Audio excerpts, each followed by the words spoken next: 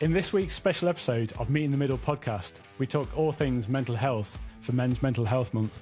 I'm Chris from the Diversity podcast. This week I joined the gang on talking all things mental health, coping mechanisms, the power of friendships, finding your tribe, and just talking about your mental health. We all meet in the middle to share our own personal stories, such as this one.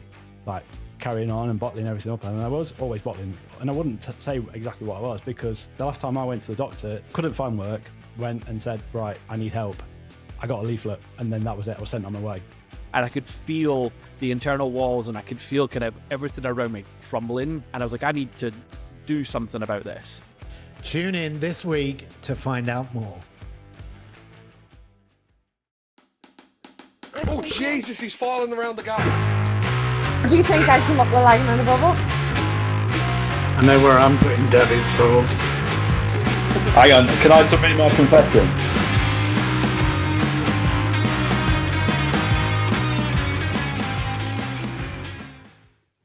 Hello and welcome to a very special episode of Meet in the Middle.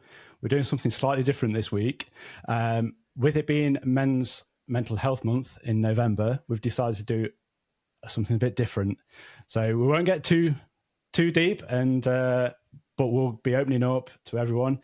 And you'll notice we're joined by a very special guest, a good friend of mine and co-host of Diversity podcast, Chris. Hi, Chris. Hi, Chris. Hey, Chris. Woo. So excited. Welcome. Welcome to Meet in the Middle. You'll fit in right here. You'll be all good. Awesome. Before we go on, do you want to tell us a bit about yourself and a bit about Diversity? Yeah, so I'm Chris. I run a company called Your D&I, so I work in the diversity and inclusion space. Alongside that, I have a little podcast called Diversity, where every episode we spill the tea on different elements of diversity and inclusion, mental health and well-being, as well as some random stuff around tea, music, movies, whatever comes up in conversation, we chat and, yeah, kind of put the world to rights, really. I love it. Little shout out to your co-host Lee as well. Yeah, you do. Yeah, little Lee. Yeah, let's not forget Lee. No, I can't forget about Lee. No, so initially the podcast was just me, and then this season I wanted to kind of switch things up a little bit, so decided what better than bringing on my best mate to do it. Right. Oh, So amazing. Yeah. Aw. Do you want the third person? Because I'm happy to give one of these up. absolutely, yeah. Oh. Take me. Excuse me. Like- And you're still on probation. I beg your pardon. I beg your pointer's pardon. The cheek of it. No. I know. You're part of the furniture at this point, Danny. Yeah, pretty much. Well, any eagle-eyed viewers will notice Chris has also got a Meet in the Middle mug. How did you get that? Yes. So yeah, And that tea is piping hot. It's sparked a whole debate in itself online. If it's a cup of soup, I'd class that as drinking.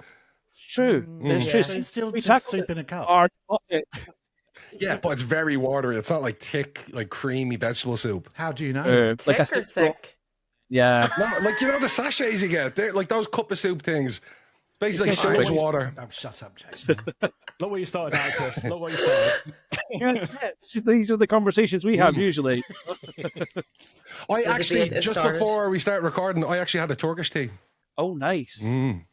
And I didn't actually use it, but I do have like the Turkish tea sets, like the little glass saucepan and like the hourglass shaped hourglass. There's a Freudian slip. Hourglass shaped glass. Yeah. Was there ever any? Oh, sorry. That could blows your head off. Oh, That's yeah. Do you know the first time I got to Turkey all the time, Chris, and the first time I got a Turkish coffee over there, I didn't realize that like the grounds are in the base of it, and you're supposed to leave the grounds. I swallowed it and chewed it. I was licking the walls all night. I was up and down, running all around the place. Oh my god! Well, before we do go off on a tangent on tea and coffee, or start arguing over cup of soups, we brought Chris on because of his knowledge and background with his podcast and his line of work. So we're going to talk about all things mental health. We're going to all open up, And this is going to feel really weird because I think Chris has got off light because when we have a guest on, we interview the guest, but we're all pretty much going to interview each other. And Chris is going to fire back some questions as well, I'm guessing. I'm sure you've got a few lined up from your episodes as well. But before we do get on, stick around. Obviously, it's going to get juicy because you'll learn a lot about us. And yeah, I'm quite nervous myself. I don't know about you guys. But stick around because we've got a very special offer that's been kind of given to us by our friends at Headspace. So stick around and we'll talk about it a bit more. Chris, do you want to give us a bit of a background or? Yeah, I guess so. What's your mental health journey been like previously? Can I say that? Yeah. Well, I did. So mine's probably started about 4.5 years ago. I never thought I had mental health. I never thought I'd struggled with it. But about 4.5 years ago, my mum had a massive stroke. She had stage 4 kidney failure, went on dialysis. No one tells you dialysis leads to potential stroke and risk of stroke. She was hospitalised. I was working with Jake at the time when it all kind of happened, and he was kind of a really good, solid support. So thanks, Jake, for that. But it was just a weird situation. I was in Nottingham at the time. My family's in Scotland. And I really, really struggled with what to do. So I had to take some time off. I'd never been signed off work before. Was signed off with stress for 3 months. So I could spend time with the family and kind of do what I kind of needed to do. Mum passed away March 2020, so the end of March 2020. So just as the world went to shit and kind of COVID happened, she passed away at the end of March 2020. And I think because of what was going on in the world, I just didn't process anything. I was like, I'm good. Like, everything's fine. The whole world's fine. Threw myself into kind of making sure everyone else was okay and launching a business. I thought it was a really good idea in 2020 as well to start my own company. So I was distracted by a lot of things, and I think I kept that distraction even as we kind of came out of COVID. And it was probably the year after my gran died, and then a few months after that, my grand sister died, and they live streamed my grand sister's funeral. And I was like, this seems like a really good idea to watch this. Like, it was a really weird thing to like watch a live stream of a funeral, but I was like, I can do this. And at the end of it, I had my first ever anxiety attack. And it lasted about 4 days. I literally thought I was going to die. Like, I'd never experienced anything like this before. It was just horrendous. What did that look like, the anxiety attack? It was it was tightening of the chest. Like, it was a pain and an ache in the chest. It was waves of adrenaline and kind of energy, sweating, emotions and everything all over the place. It was just everything. And I think being the kind of person that I was, and like Jake's known me for a very long time, like I would just shove things down. So I kind of had for 4 or 5 days, and I was like, okay, done. Like, let's just push this all back down. Like, everything's going to be okay. And then thought no more of it, and kind of went a few years kind of not really talking to anybody about how I was feeling or anything like that.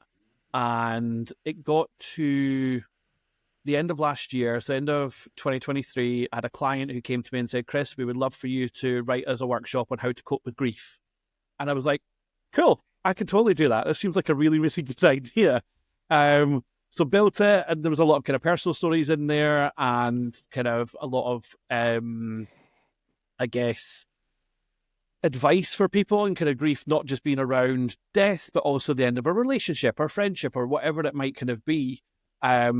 Delivered the workshop to the client. They were very happy with it. But by the end of it, I was like, shit, I've never actually dealt with this before. And I could feel the internal walls, and I could feel kind of everything around me crumbling. And I was like, I need to do something about this. And I've been talking about therapy for quite some time, and I always tell people, like, go and talk to someone. It's a really good idea to go and talk to someone without actually doing the work myself. I was a bit of a hypocrite. And in January this year, took the leap, went to therapy, sat down for the first time. I found a grief specialist, and she, by the end of the first session, she was like, oh, Chris, she was like, we're not even ready to start talking about grief yet. She was like, oh, fuck.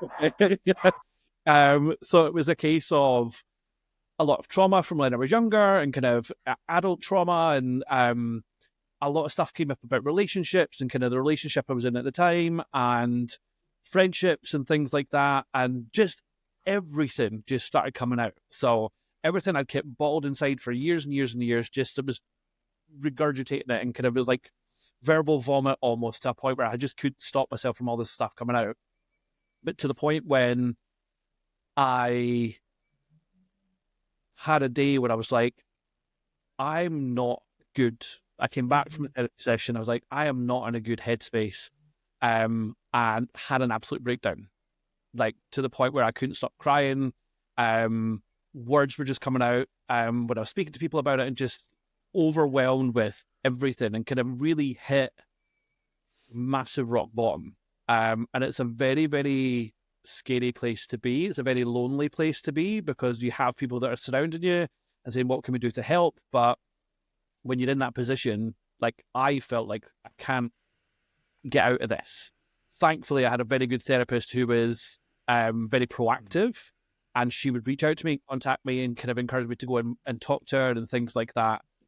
Kind of going through all that, also went through a breakup, which had to happen because they just weren't the right person, really. And this is something that kind of came out kind of throughout therapy and whatnot. And I've been in therapy since, start of this year, very start of this year. And it's still a journey, and stuff still comes up. And I'm probably in the best headspace I've ever been. I had a bit of a wobble this weekend. I'm not going to lie. I've not really told many people about this. I was talking to my best friend about it earlier. I spoke to my sister about it last night. And what a lot of people don't necessarily talk about is when you go through a huge adjustment with your mental health. And I cut a lot of people out this year as well, because I surrounded myself with like a lot of, my favorite word of the year is vacuous. I had a lot of vacuous friends. And I was like, why are these people in my life? I don't want them in my life. I don't need them in my life. But also, what are they getting from me as well as a friendship? Like nothing. So, but sometimes we surround ourselves with lots and lots of people because it makes us feel good. And I said to my sister last night and my friend today, I was like, I feel very lonely. But I think it's not a bad thing. It's not like a woe is me. Like I feel very lonely. Like I've moved back to Scotland. I don't know a lot of people in Scotland. I lived in England for 13 years. So there's a huge readjustment I've had to go through about kind of reestablishing myself here. And I'm going to stay here. It's something I've decided quite recently. But also, like, I don't have a lot of friends up here. And I'm really missing that kind of physical being with people. So my best mate, Lee, who I do Diversity with, like, he's amazing. And, like, I told him today as well that I was feeling quite lonely. He was like, oh, I feel really bad that I'm not there. And I was like, but the fact that I know you're there, that helps a little bit. Yeah. So, yeah, it's been wild, I guess. It's been dark. I'm probably in the best place in my life right now than I've probably ever been, even though I do feel a little bit lonely and kind of a little bit sad sometimes, but I'm embracing these emotions. And for the first time ever, I'm kind of looking at these emotions and actually treating them as emotions as opposed to something separate and something different. Because you have happiness and you have sadness, but actually anxiety is an emotion. Feeling lonely is an emotion, and actually learning to embrace all these different things has kind of been a huge thing.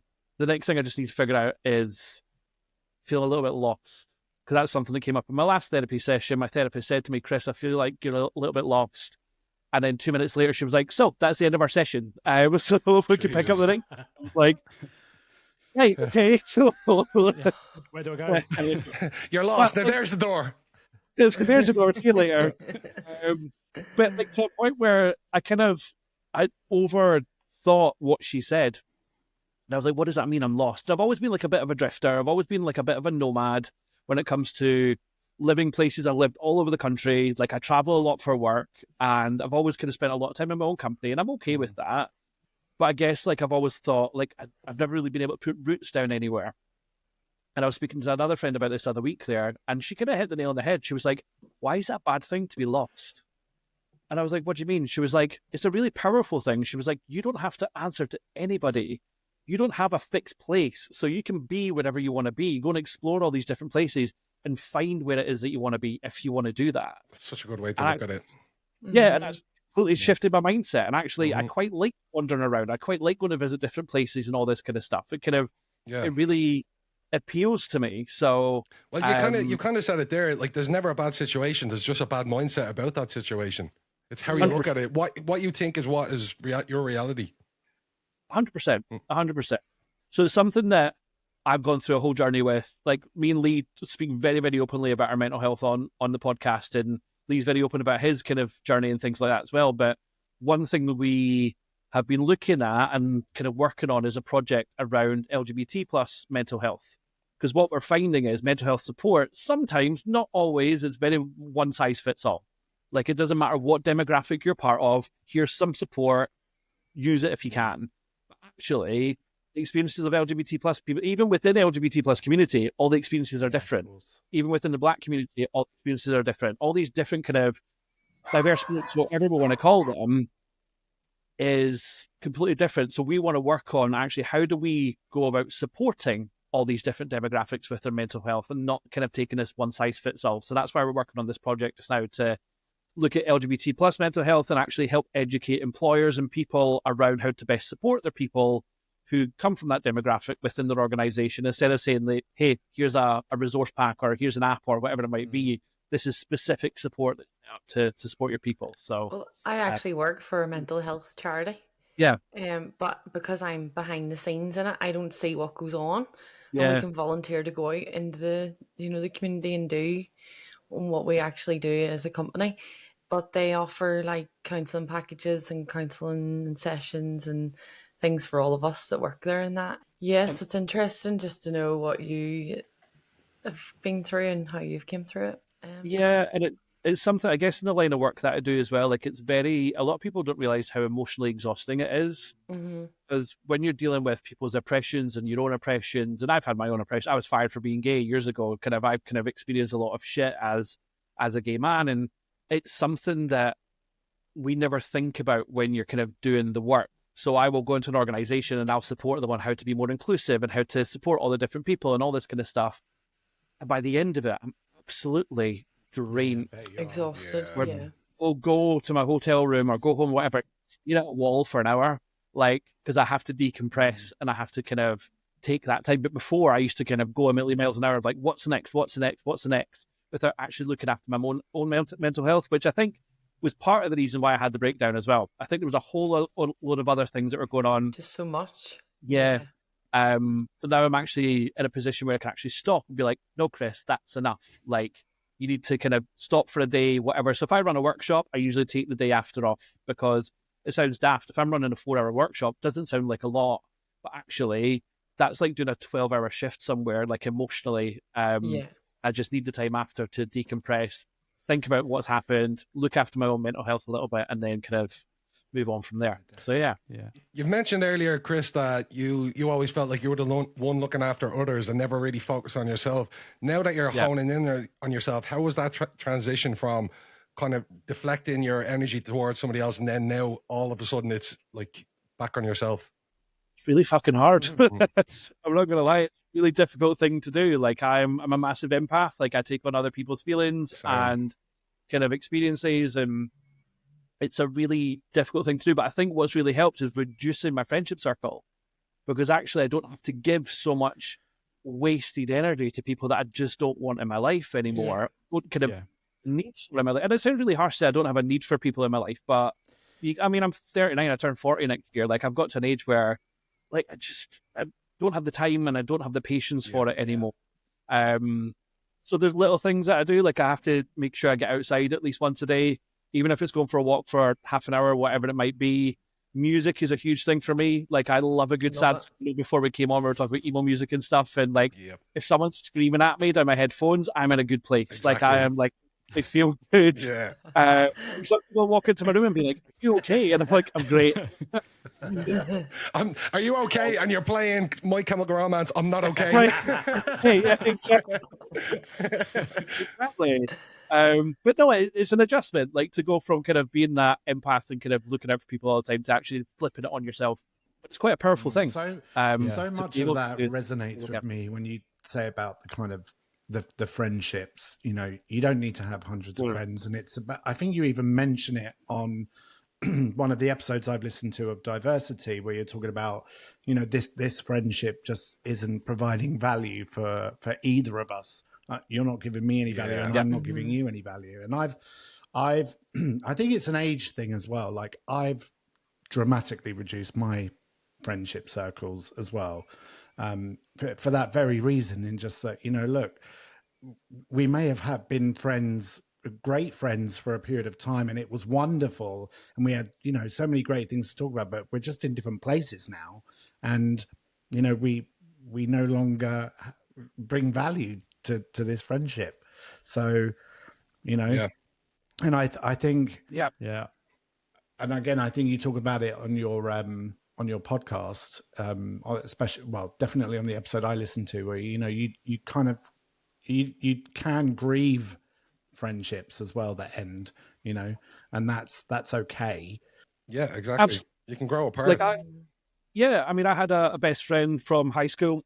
I think we spoke about it in the episode, where we were friends from like the age of 11 up until about 35. And I kind of looked at him one day and I was like, I don't really know why we're friends anymore. But it got to the stage because all we would ever talk about is school. I'm like, I'm 35 years old. Like, I've got other stuff going on in my life. Like, I didn't really enjoy school all that much. Like, I didn't have a hard time, but like, that's all we could ever talk about. And I had to kind of say to him one day, like, I just don't think I could be your friend anymore. Like, and kind of distance myself a little bit from him as well. And I think that's quite a brave thing to do, because there's a comfort in kind of being with friends for that long. And as you get older, like, it's harder to make new friends as well. Like, I've been very fortunate with Lee. Like, we've known each other for a little over a year, and we talk about soulmate friends sometimes, and he's very much a soulmate friend. Like, he's a friend I'm going to have for the rest of my life. Like, we're very, very similar. We have very similar experiences, very similar outlooks on life. And we celebrate each other, we challenge each other, we champion each other, and that's friendship. That's what you need. And with these people I went to school with or whatever, like, I just didn't feel like I was getting that sort of value out of it. And you need to look after yourself as you get older and kind of finding your tribe. That's what we speak about in this episode, is very much like, who are your people? Yeah. Like, who are the people that have the same values and same outlooks and stuff like that?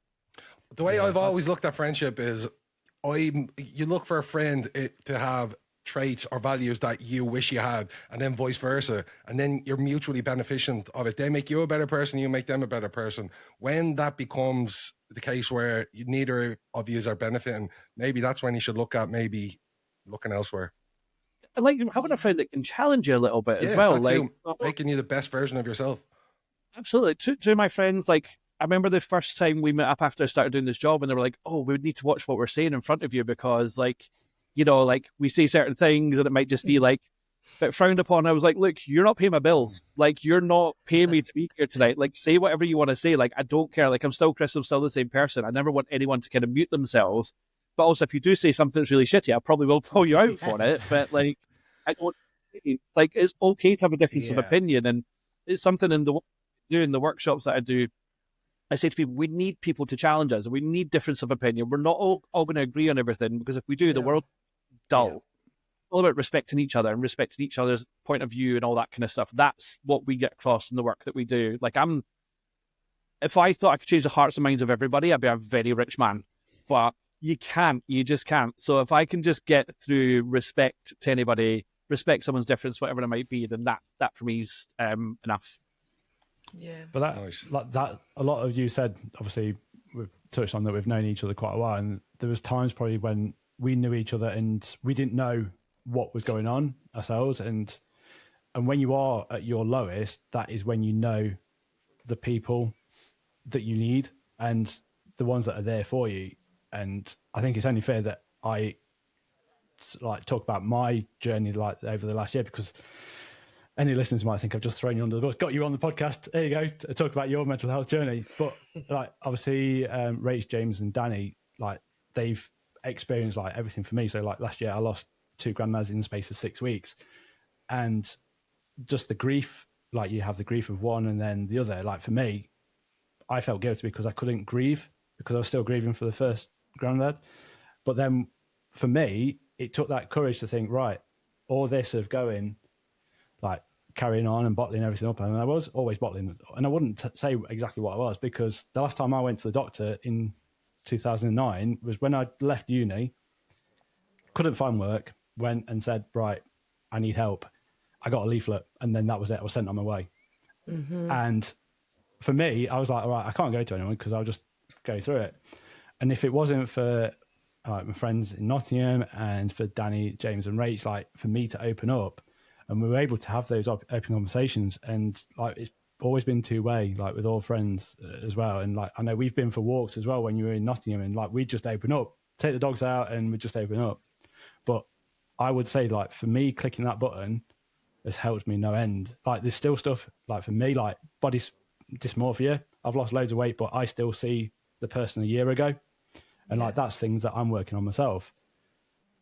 But it is, like, once you're there's the bottom point, but the only way is up. And I think, James, you might have said that to me. Like, there might have been times like, right, you're at your lowest point, the only way is up.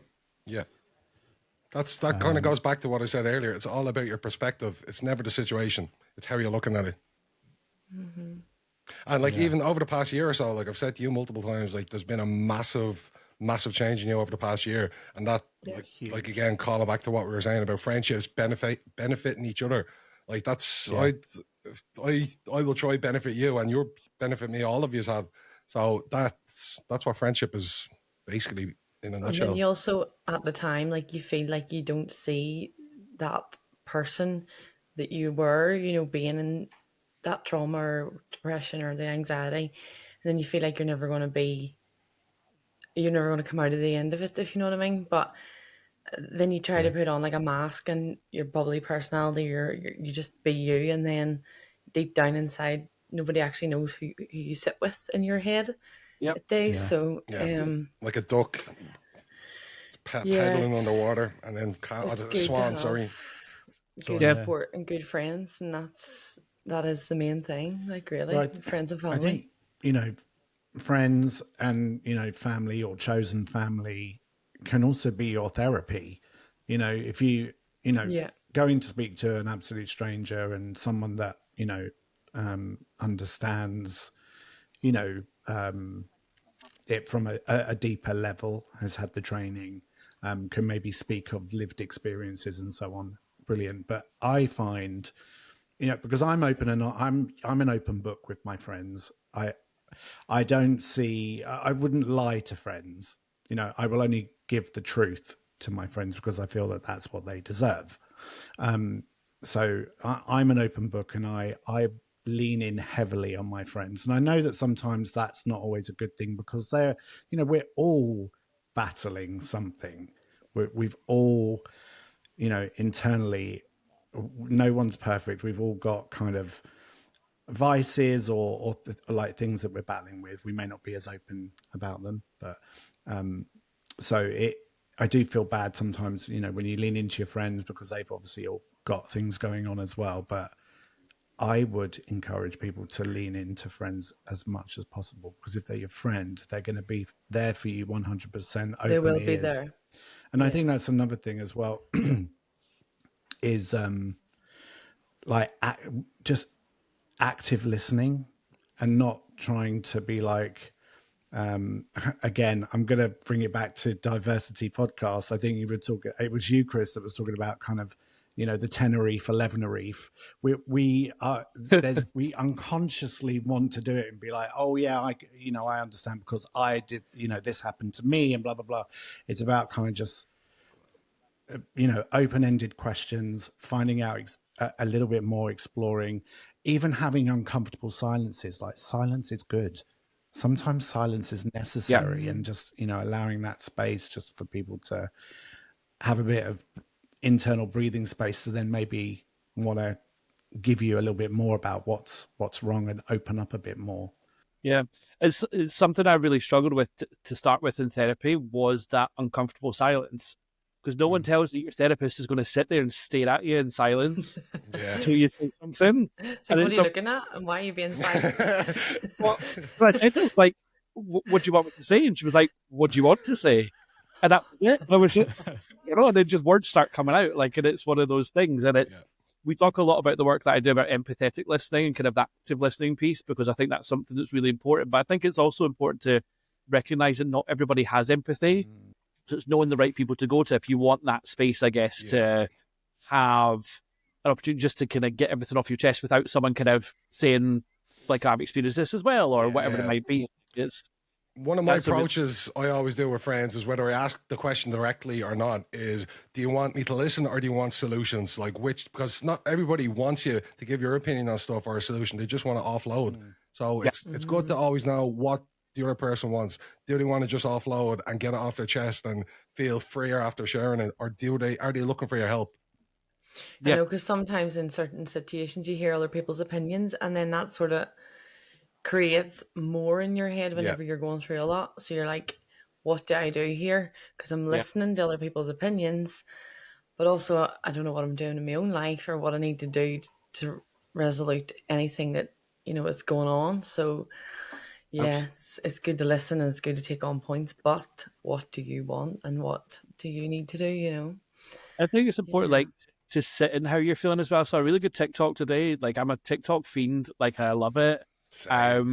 With Chris Martin, of all people, and I'm not a big Chris Martin fan from Coldplay, but he was on a podcast or a show or something, and someone said, I'm going through a breakup, just I'm really, really struggling. And he just turned around and said, sit in it, embrace it, this will pass. Yeah.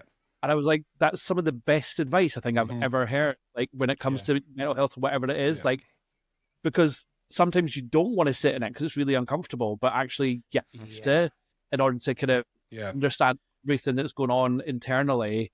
And then kind of moving on from it. I thought it was just, it was good. Another one I've heard that has always stuck with me is, if it's not going to affect you in 10 years' time, give it no more than 10 minutes of your time. I like that. Yeah, I'm hoping that, like, one of the things that we get from listeners that get in contact with us is like, there's some that are really having a shitty time, and like they will just say like, you've just given me an hour of like complete break away from everything. So obviously like we're having these it's like having fun and everything like that, but I'm hoping that one thing that we're doing now is like we're all opening up, and like Chris, like we've known each other a while, but you've only just met like Rachel, James and Danny, and it just shows that you can open up and it's not to be afraid. And that obviously I'm hoping that there's going to be someone, at least one person, and I think the one thing that for me, like, and briefly mentioned this before we started recording, was last year, I think it was, Norwich City did a video campaign, and it went absolutely viral. I think it's got like 1.2 million views on YouTube, and we'll share it because it resonated with me, like personally. Just to give a bit of context, it's two people going to football and they're sitting next to each other. There's one that's just a bit quiet, just won't get up when you score. I've seen this, yeah. And then the other person's up like, come on, like, go up and all this, and it sort of goes towards the end. I'm holding back here because I watched it just before and it got me going, because it sort of hit the nail on the head when it came out, when I was having a rough time. And he sort of gives his scarf and he's like, oh no, it's fine. And then it cuts to him coming back to his seat, and the one that was all bubbly wasn't in there, and he just laid his scarf on the seat. And they've actually done a follow-up one, and one of the statistics that I'm literally getting goosebumps now. Like, one of the statistics that they've done another one where one of the matches was like, they've done a 90 seconds of talking to someone next to you, like no matter who it is, just talk to them. And like, there's stewards talking to people that are coming in, and one of the key facts was, I believe it's someone dies of suicide every 90 minutes in the UK, which I just found shocking. Like, but for someone in such a masculine environment to do that, like, for me personally, like, it's amazing. And I've seen things happening, but obviously we'll share it because it's one of those powerful videos that you don't expect to come from the world of football, but it just shows like talking and it's just the way that it misleads you, the video, because the whole time you're watching it, you're thinking it's the quiet guy, the one that looks upset, he's the one with depression, but no, it has many forms. That's what I'm saying. Like, people can just be bubbly and be themselves and put a mask on and get up and put their face on and away they go. But underneath it all, you don't really know what's going on. I was just going to say, is that like, is there a statistic? Is it, I mean, obviously that you're talking about kind of very masculine environment, it's the footy and it's two guys, I presume. Yeah. You know, is it harder for men to open up? Yeah. I think it's harder for men. I think it is, It's the highest suicide rate. Straight middle-class white men has the highest suicide rate out of any demographic. And is it like, is it a millennial thing, or like a Gen Z's like more open to talking? I think it's more a case of like It's a men are masculinity thing, I think. made and built to be masculine and take on like the world, and they were supposed to be strong and Yeah. be protective for their family and wives and kids and whatever, and that's what they're supposed to do Yeah. or expected to do. And then it's a bit of a pressure zone for men to open up, really. I think I saw something where it was like so the talking therapies that I did, I saw one of the stats when I was just sort of getting some bits ready for the episode, and it's on the Movember website, I think it is, and it was 32. So the people that use the talking therapies, like help on the NHS, only 32% is accessed by men, which is like small, really low. Yeah. Like Chris, you might have some more like info on like the statistics or anything like that, or just in general context. I just pulled up here. Sorry, male in the UK, on average, it's 16.4 male deaths per 100,000 and 5.4 female deaths per 100,000. So nearly triple. Well, actually, it is triple.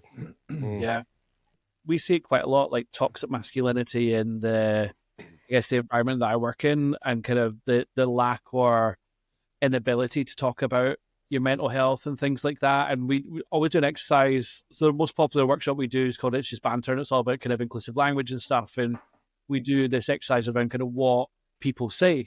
And one of the things is man up.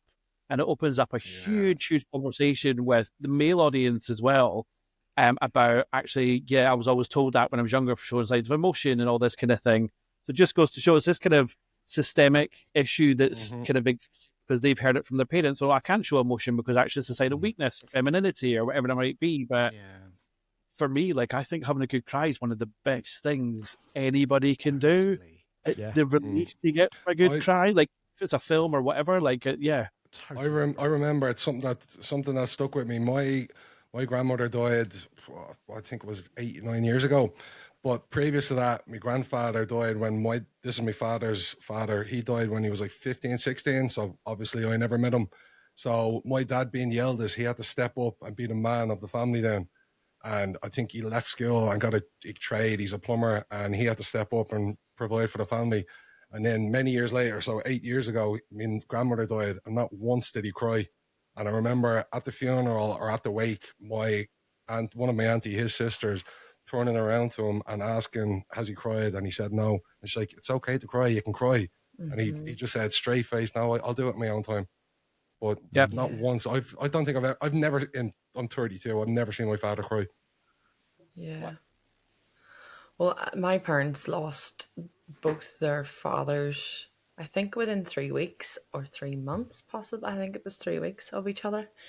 And for them to be just married and, had me, and then lose two parents, like their dads each, like, I don't know how they did it and how they came through it. But like, I remember my dad, whenever my granny died, like, I don't think he cried at the start, but when we went to see her, in the coffin and that, we left him in for a minute on his own, and you just heard the wailing down the corridor, and I was like, that's really hit Dad, like that's it, like. And I would never have seen my dad cry or anything, like, so it is a massive thing for a man to be. I know it is a male thing, but it's also, you might agree, Rachel, it's an Irish thing too. Like, Irish males, you do not show emotion. You do not go to therapy. You just man up, as you said, Chris. Yep. I think it's the same in Scotland as well. I think it's a Celtic thing probably across the board, that it just doesn't happen. It really doesn't happen. I mean, I'm fortunate that I think I've grown up with some men in my life that have shown elements of emotion, but it took me till I was in my 30s to probably cry, because I was like, nope, this is getting swallowed down, not dealing with it, because like I need to be seen as strong, whatever it might be. But then something just hits you and there's no stopping it. And usually when you have a big loss like that, that's kind of when it hits you. And also therapy wouldn't be a thing for, like, no. You wouldn't hear people, I wouldn't hear my friends or anybody going, I go to therapy for this, or it doesn't seem to exist in Ireland or in Belfast or anything. It doesn't. Yeah. You don't ever hear of it. There's one person. I've one person that I know that in Ireland that's gone to therapy, and that's only because it was a result of trying to commit suicide. That's the one person that I know. So it's so. I think that's where with therapy is that when I told certain people in my life that I'd started therapy, I got cornered one night and got told, please don't kill yourself. Jesus. And I was like, oh, no, like I'm going to therapy to talk to someone. Like I've never kind of said to anybody, this is what I want to do. Like, and I was in that space. Just a misconception. There was about 4 or 5 people that had this kind of perception that that's what I was going to do because I decided to go to therapy.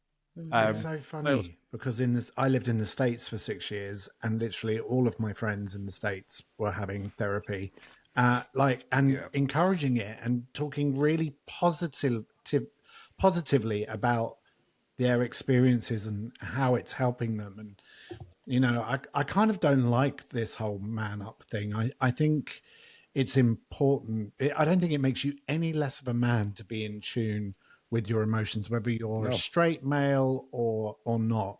Like like you said, it's important to cry. And I think, and I speak from my own experience as well. We do bottle things up. We compartmentalize because we're like, I'm busy, I can't take care of it. I'm trying to deal with everything. I'll deal with it when it gets to the limit. But that can also be not dangerous, but it can, that it can get to a point where it explodes, and it does go a wrong way, and more kind of detrimental effects. And I wonder, Chris, if you could share even maybe like some of the coping strategies that kind of not just men, but it would be nice to kind of focus on men if it is men that are finding it increasingly difficult. Some kind of coping strategies people can do to kind of, take care of themselves, release or, whatever. Yeah, I think like going back to finding your tribe and kind of knowing who it is you can talk to and having that space. And I think it's wonderful that I know some straight men in particular that have always struggled with it, and then have formed friendships or relationships where actually they can now talk to their friends about mental health. I think the football scene has a lot of problems, but actually it's getting better and actually encouraging people to talk about mental health, which is really good. One thing I find, which often comes attached to mental health, is anxiety attacks and panic attacks. Like, be in it. That's something so I was having a conversation with a friend who was going through it a couple of weeks ago, and they were just like, I don't know what to do. I was like, take your shoes off, go outside and step on the grass. You need to ground yourself sometimes and actually just feel when you're going through something like that, because it's so insular and you literally feel like your whole world is crumbling around you and you just don't know how to get out of it. Either get cold or ground yourself with nature. Like, that's a big, big thing for sure. And I'm a big advocate for therapy. I never ever thought I would go to therapy at any point, but actually it's okay to go and talk to someone, because this person's completely removed from your whole life.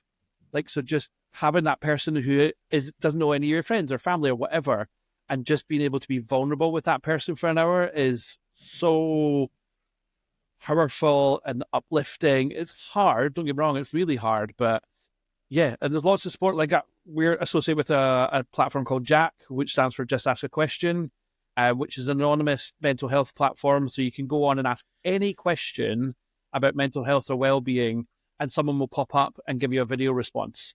And the amount of people that's helped and saved over the last couple of years it's been around has been incredible. It's just another way of kind of doing things. Because I think with men, like, we struggle to talk to each other about mental health. So if there's an anonymous way that you can do it, then do that. There's always an outlet, there's always a way, and there's always something that you can definitely do. I mean, one thing I used to do when I was younger was write a diary.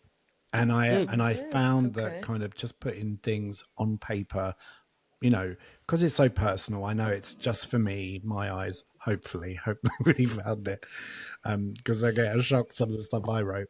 But, just writing down how I was feeling, or, this today wasn't a good day today, and here's why. Yeah. And, obviously in this... Just to sit with your feelings. In this day and age, we don't do that now. Well, I don't think so, because we're all on our phones. But, I know that there's kind of apps and things out there like Apple bought out that journal app. And I wonder if that would be like a good thing for, if you're a male and you don't want to do the therapy and you don't want to speak to friends because it's difficult and it's hard, and the whole masculine thing, maybe just even doing something like that. I did actually try to take it up. I think it was just around the like lockdown COVID era. I was doing yoga and I was going through like a little mindfulness era, and I tried journaling. And even still, even though I was writing it down and for nobody to see, and it was to get it out, release it out there into the universe, still in the back of my head I was like, what if somebody finds this? Like, so it and judges me on it, you know what I mean? So even I was still kind of holding back then on the expectation that I'm going to be judged on this if it's ever found. But then write it down and set it on fire. Yes. Like, at least you've got it out. True. It's gone. Like, Yeah, that's a good idea. Burn the gaff down. At least I got rid of the evidence. It's true. That's very true. Yeah, maybe just a little caveat. If it's really important, like, Yeah. Like, obviously we're not specialists, and like whoever's listening and watching, you know, we're here just as normal humans. We're all friends, and we'll give any advice to help anybody. So like our DMs and our emails are open to any of you guys that are listening and watching. You know, and we will be an ear for anyone who wants to have a chat. You know, we'll be there for you What is the email, as Rachel? well. Don't test me on that. She never gets it. It's me. You No, can she work doesn't. out what it is. It's meet at In the Middle podcast. Sorry. Meet at inthemiddlepodcast.co.uk.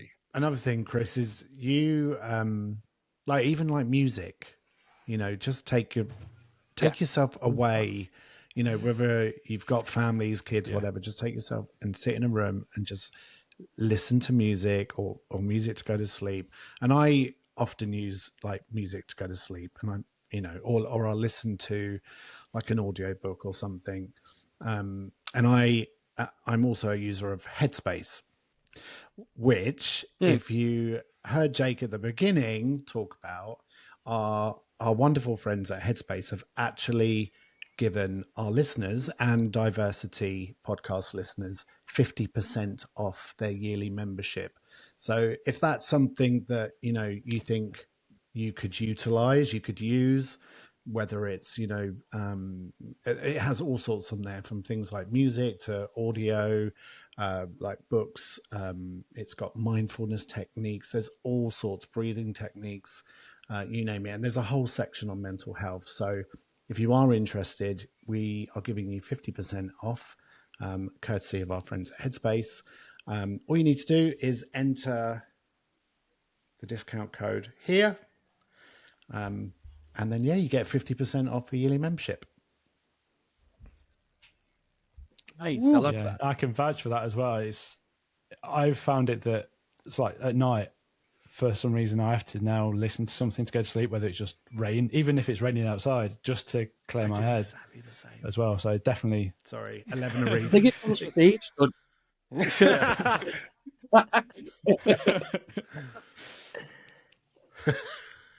I think it comes with age, that sort of thing, because it's something that I'd need some sort of noise outside, like, or something. Usually for me, it's Friends or Parks and Rec. That's the two shows that will send me to sleep at night for sure. I do the exact same. I'm either Big Bang Theory or Fire. No, okay, I'm 12 a reef now. Friends or Big Bang Theory.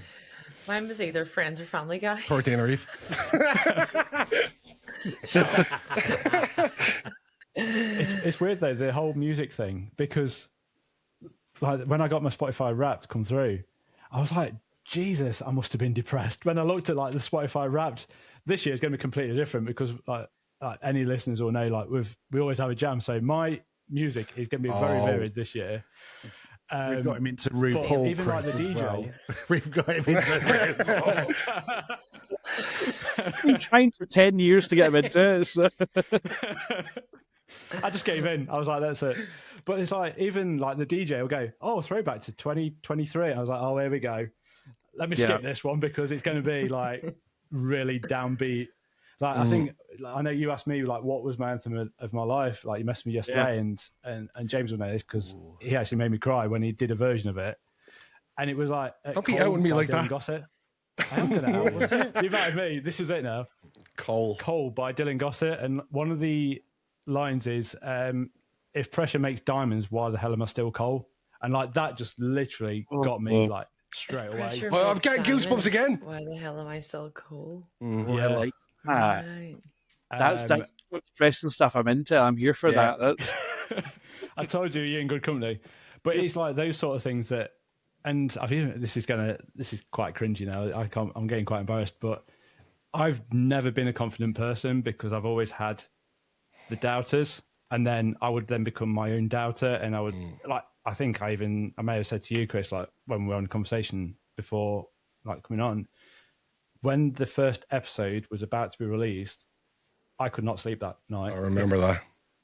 Mm-hmm. I was like, why the hell am I doing this? What's this all about? And then I was literally, and I can't remember if I've told these guys, like literally I was about to back out and say, do you know what? It's not for me. And like, what, we're 44 episodes in and I'm still here. Look at you now. And every week you're like, oh my God, I can't wait to get this uploaded. Quick. You're like, get it on, get it fixed. I think you did tell me at the time, Jake, and I was basically echoing what Rachel said, that like, just like, don't worry about it. Fuck the haters. People, just be aware, like some are going to like it, others are going to not like it so much. Just push through it and ignore that. Like going back again to whatever you're putting your energy into, that is what your reality is. And look at you now. Even we all had that feeling. Baxter's obviously a hater there. Yeah. We all felt like that before it was released and thought, oh God, our families are going to know, our friends are going to know, what are they going to think of us? Who's going to be listening? What are they going to say? They're going to get trolls. Everything was running through our minds. And then we just went, fuck it. You know what? I was actually only talking about this with a friend over the weekend. My main worry was, I'm not nervous. I'm an open book, but my main worry is my personality. I have many different personalities depending on who I'm with. Each one is genuine. I struggled with that for a while. I used to think, oh, am I being fake? Because depending on the group I'm with is a different version of me. But then I came to terms with the fact that they're all versions of me. So the main worry I had when first bringing out the podcast was, what version am I giving out here? And what are the other versions, the people that know the other versions of me going to say when they see this version? But I don't know. I sucked it up just like Jake did.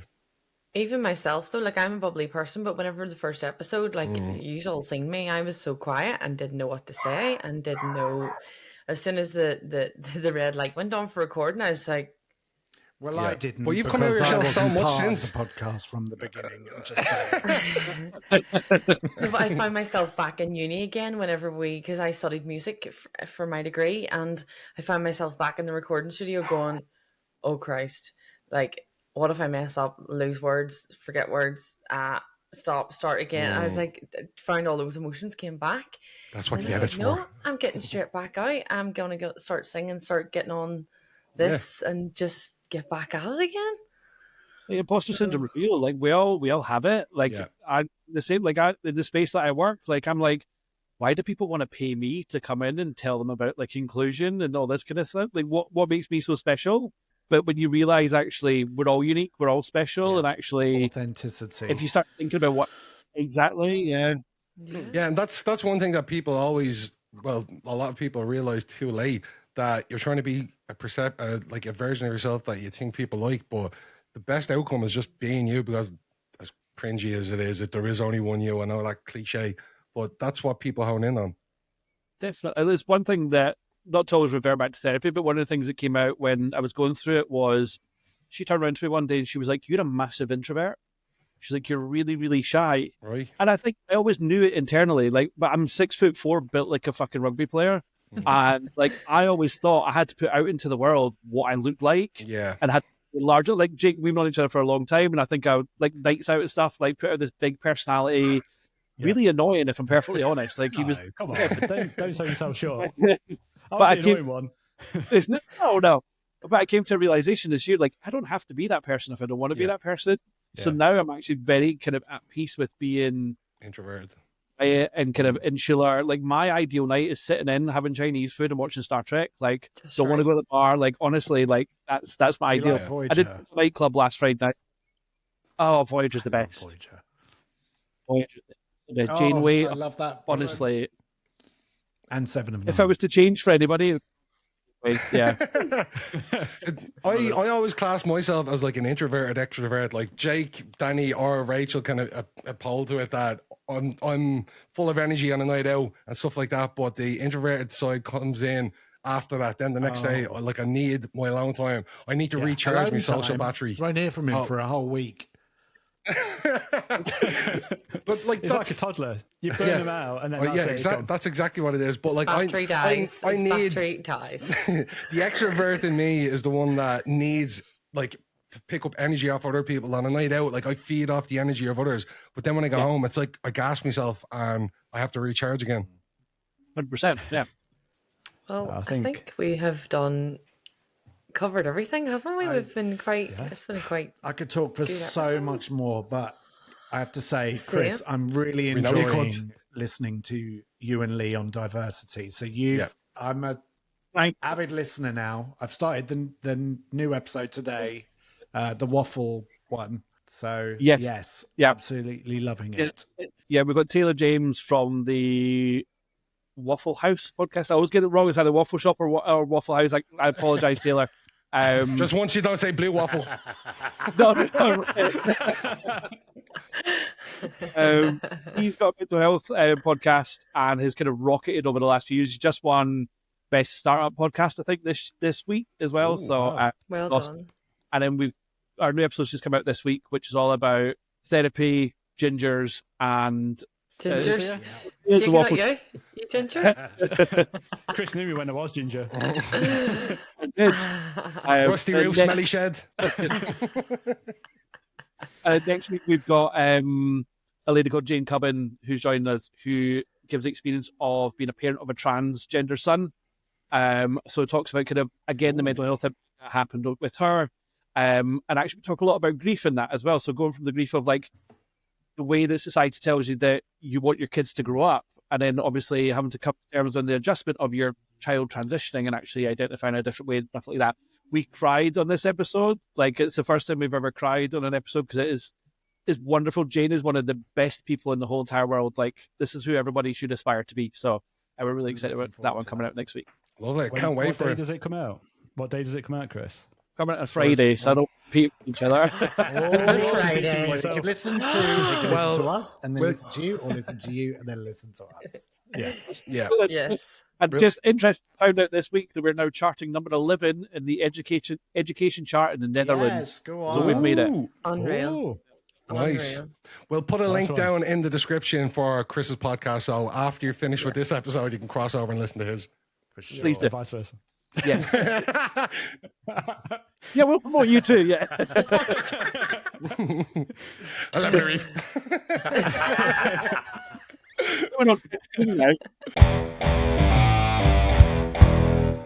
Okay, so we're going to attempt the quiz, and this time we're going to have Chris on it too. So I will be quiz master, and then we've got the usual suspects, Jake, Rachel, and Danny. And Chris is also going to be playing along with us. Chris, I believe you were a bit of an emo kid back in the day. Massive, yeah. Well, then you'll be happy to know this whole quiz is based on emo pop punk from the 2000s. I've lost. So, Danny, Rachel, I don't need to hear your buzzers. But let's hear them anyway. Go ahead, Danny. Let's hear your buzzer. Whenever you're ready. Love it. Rachel, let's hear your one. Okay, got it. Know the anthem? Britney Spears. Jake, let's hear your one. I'm going to go for a bit basic. And last but not least, Chris, let's hear your buzzer. Okay. There. Oh, what song's that? Lead it out, Linkin Park. Oh, I didn't know that. okay. Without further ado, well, you're going to do terribly on this. Question number 1. Finish the lyric and wait until I finish before you buzz in, okay? From the My Chemical Romance, Welcome to the Black Parade. When I was a young boy, my father took me to the city. Rachel. To see a marching band. Correct. Yay. Rachel, I think you're going for like quizmaster or like champion of the quiz now because you're doing amazing. She is in the lead. I'm in a run. I'm on a roll. No, she's definitely not. Are you serious? No, definitely I've not. won about 44 20 episodes. I've won about Just wanted to 25 see of your them. reaction. That's all. Ready? I'm ready. Okay. Are you opting to change your buzzer, Chris? I've changed it. Yeah. All right. Can we hear it? Just so I know what I'm listening for. Oh, okay. Right. There we go. Straight in. Okay. Fingers on buzzers. This question, I'm going to play a track. I'm going to play a drum track only from a popular 2000s pop punk song. And I want you to give me the name of the song. So fastest finger first. Here we go.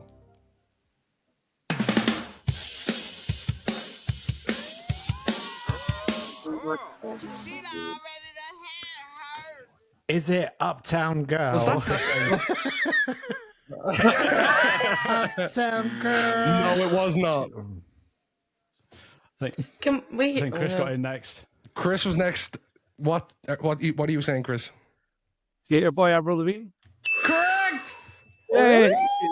Ooh, I couldn't get it. I just couldn't hear the. See, I was thinking, is it Lifestyle of the Rich and Famous? Because the first Yes. Same. And then- Yeah. Definitely sounded like Uptown Girl. Uptown Girl. Well, I was going to say Uptown Girl wasn't from the 2000s, but actually was because it was covered by Westlife in Yes, that's 2000. right. So Like, you could have. Was. But I did not say emo. punk song, and it's not very punk, Danny. What about Uptown Girlfriend? There could have been a punk version. Could have been Uptown Skater Boy. Maybe we could bring a punk version out of it. We'll Off- just jam off you go. together. Okay, so we got Rachel with 1, Chris with 1. Question number 3. Hayley Williams is the lead singer of which band? Oh, Rachel, straight in. Paramore. Correct. Oh, I gave that to Chris. So we'll take that back. Chris is Yeah. seething. Yeah. You do that every week. I know. He does that every week. Normally I do it on myself though, and then I just assume I'm getting the questions right. Okay, so that's 2 to Rachel, 1 to Chris. Question number 4. I need you to guess the song. I'm going to play you a lullaby version of a emo punk song, and I want you to give me the name of the song. Fastest fingers first. Here we go.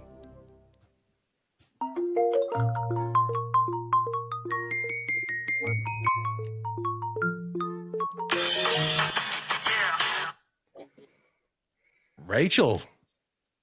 Panic at the Disco, closing the goddamn door, or something like that. One of those ones. Well, let me close this door on you. Oh no! I know what it is. No, first answer only. No. You're now buzzed out. I think I heard Chris's buzzer after that. No, I know what it is. You can hear it again if you want, Chris, or you can answer straight away. I raised sins, not tragedies.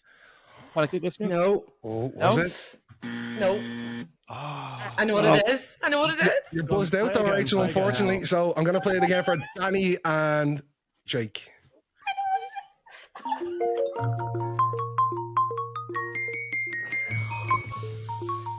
Do you know what it is now, Chris? Jake. Is it Thanks for the Memories? He got it. Oh man. Correct. Oh, It man. was. I mean, Panic this at just the- it was wasn't Fall Out my Boy. thing. Thanks for the memories. For God's What? sake. Legit. It is, to be fair, Danny. So out of order. So intact. I'm fuming. Chris is thinking my emo reputation's on the line now. Just like My music degree's out the fucking bin in the window. It's gone. Well, what about Because it mine? was Lullaby. I was thinking, And the start of it, I was thinking this Lullaby version, it's something like, it's not right, it's not okay. You can actually find these on YouTube. There's a whole like emo punk. I think it's called Rockaboy. Like rock a lullaby. I think.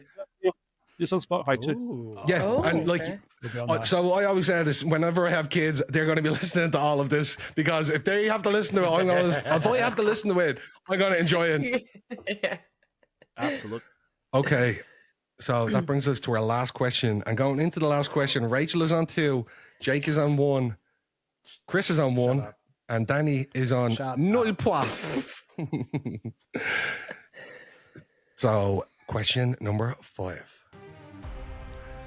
I'm going to ask you to ID an album cover for me. This album cover shows a skeleton hand holding a grenade shaped like a heart. Name the album and the band.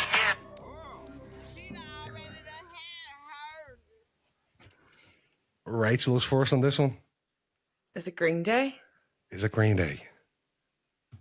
Correct! You named the album as well, didn't you? Oh, sorry. Yeah. Okay, I'll give it. Right, what's the album? No, you can give me a point for Green Day, but I'll not give the you a album. point. Yeah, but if you don't know the album, I'm going to pass it over for another possible point. No. Actually, Sorry. no. Do you know what? I'm not going to. I'm going to take that point. You need both. You are one fuckwit. I need to make it interesting. Do you have the name of the album? I'm going to have to push it. You're pushed. So, next buzzer in was Chris, I think. Do you know the name of the album? Green Day, American Idiot. Chris got it! The only one that I knew, because I've said it earlier. Bollocks. Oh. So that means the scores on the board are Jake with 1, Chris with 2, and Rachel with 2. Which means we have a tiebreak. Yes. You ready? Right. So I have a tiebreaker question. He's And going to swing it your way, Chris. What do you say?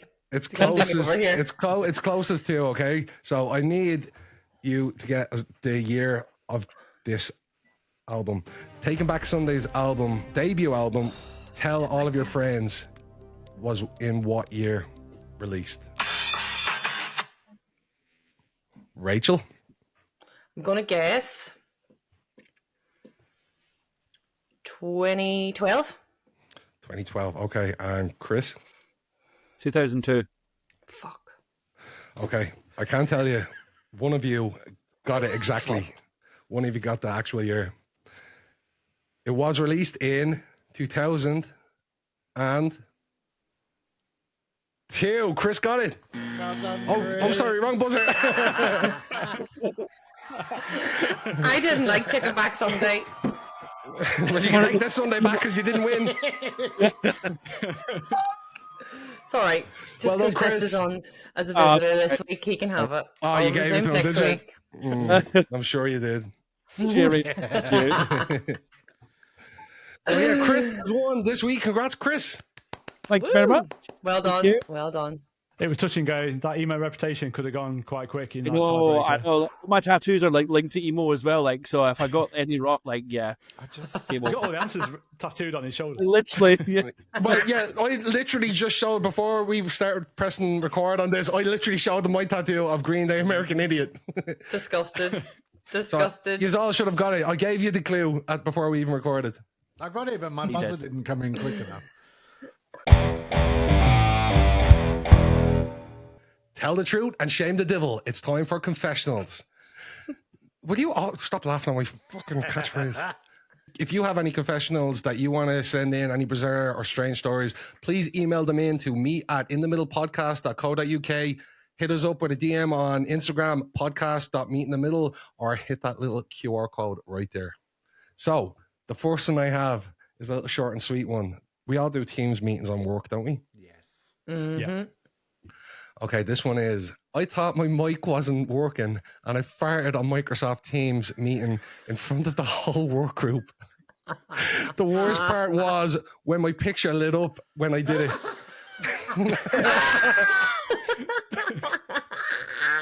Brilliant. And you just get the line outlining your frame. Oh, And then jeez. someone go, "Can you go on mute, please?" Imagine the embarrassment. I was like, who was that? And then they know exactly who it was. That's a good one. Okay, the next one I have. My girlfriend at the time decided to stay over one night. She didn't bring an overnight bag with her. So I said I had a toothbrush she could use. I managed to dig out a fresh one for her, but she'd found the one that I kept under the sink that I use for cleaning all the mildew around the sinkhole. I didn't have the heart to tell her. Poor lass. Oh, like talking about crack. You'd be fucking raging. I know. Be fuming. Yeah, but I think you probably kissed her after. it would have all kicked off. No. Yeah, I don't know that type of situation. You're probably better off just like living with it and not letting her know. No, I know you'd need to know. No. What? No, what you don't know doesn't hurt. Exactly. Oh dear. I feel like we brought the tone right down after talking about such, great topics around mental health. But at the same time, laughter is the best medicine as well. So exactly, yeah, we all need it. And sharing's caring. I thought you said and shit. I did pre-warn Chris. So You did. I'm sorry, Chris. Well, speaking of shit, the next one. There's another one. My stepdad, there's one more. Yeah, we got one more. My stepdad is a complete dry lunch. I've never heard that expression before in my life. No. Yeah, we used to scrap and argue a lot. The guy's only ever seen one vagina in his life, and that's the one I came out of. Maybe that's the dry lunch. Anyway. Oh, no.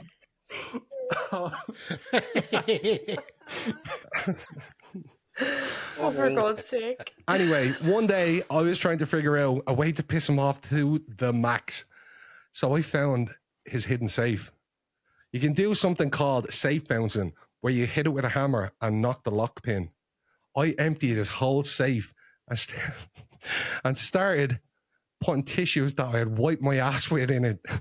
Safe to say, I no longer speak to my stepdad. That is sick. Oh. Why would you do that?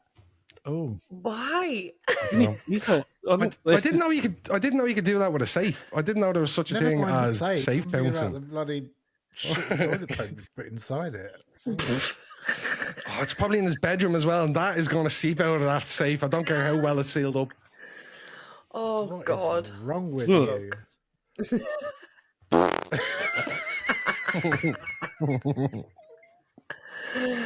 Brilliant.